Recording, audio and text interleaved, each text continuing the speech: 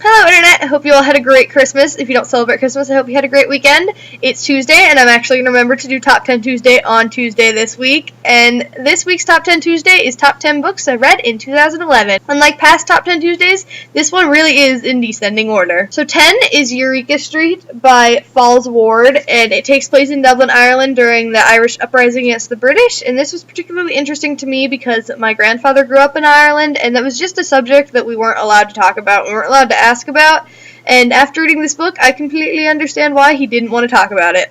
9 is Methland by Nick Redding, who's a journalist who went into this tiny town called Olean, Mississippi, and interviewed a bunch of people who were affected by the meth epidemic, and really got it out there how these people were kind of almost forced into using meth and selling meth because it was really the only way they could survive. Defining Identity, its inseparable role in protecting democracy, which is a nonfiction book by Nathan Sharansky, and it's about how we identify ourselves and then within our town, within our area, within our nation, and within the world. It's really interesting the way he connects our personal identity with our national identity and how that is also affected by the way that we're governed. Next up is 2 short stories called Bartleby and Benito Sereno by Herman Melville. Herman Melville is a glorious author who is the most cynical man I've ever read, and therefore hilarious. Next we have Running with Scissors by Augustine Burroughs. I'm not usually a fan of memoirs, but this one was particularly interesting to me. I had been recommended it by a ton of different people, so I finally broke down and read it, and it was pretty interesting.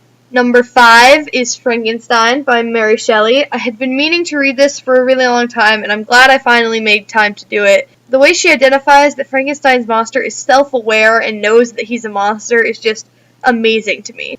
4 is Wide Awake by David Levithan. I adore everything he writes. He is an amazing human being, and this one particularly tugged at my heartstrings. 3 is The Fruit Bowl Project by Sarah Durkee. Although it's written for 6th graders, it's the book that I've read that has made me think the most out of any book I've read in recent memory.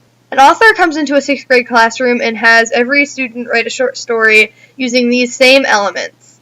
School, 6th grade, reading test, drop pencil, girl mad, lunch, milk out of nose.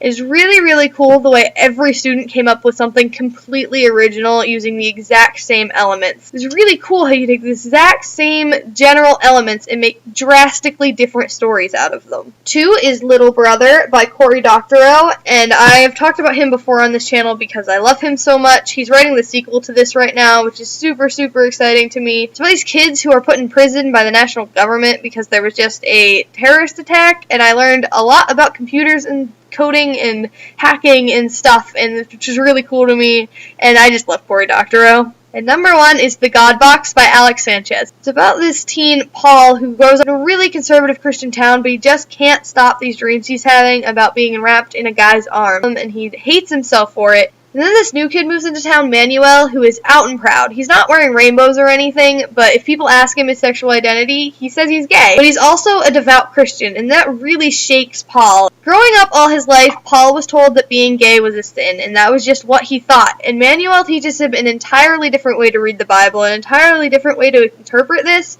and it could not have come at a better time for me. I had personally been struggling with my Christian identity as well as my identity as a supporter of gay rights. This book just opened my eyes, and it was glorious, and I cannot possibly express to you how much it helped me and how amazing it is, and I think everyone in the entire world should read The God Box. So what books have you read in 2011? Let me know in the comments. Thank you for watching. You're awesome. See you next time.